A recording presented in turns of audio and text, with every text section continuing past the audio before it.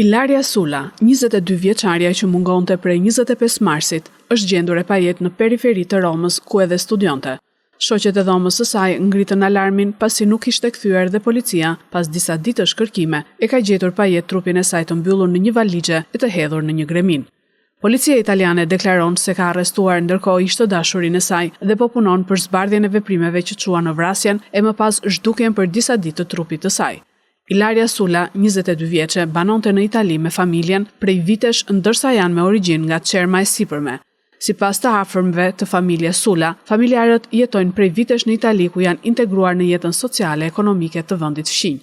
Vdekja e saj ka lënë pa fjalë të afërmit e Flamur Sulës, babait të Ilarias. Ata jashtë kamerave pohojnë se kanë qenë familjar të rregullt dhe banesa e tyre në buz të rrugës nacionale rreth rrotullimit Çermës Divjak është e mbyllur pasi jeton prej disa vitesh në Terni të Italisë, rreth 100 kilometra nga kryeqyteti i Rom, ku vajza studionte. Të afërmit gjithashtu thonë se familja kthehej në banesën e tyre në Çerm vetëm gjatë periudhës së verës. Ende nuk dihen nëse familjarët do të sjellin trupin e vajzës së tyre për ta përcjellë në banesën e fundit në Çerm të Sipërme apo do t'i kryejnë shërbimet mortore në Itali, aty ku punojnë e jetojnë prej vitesh.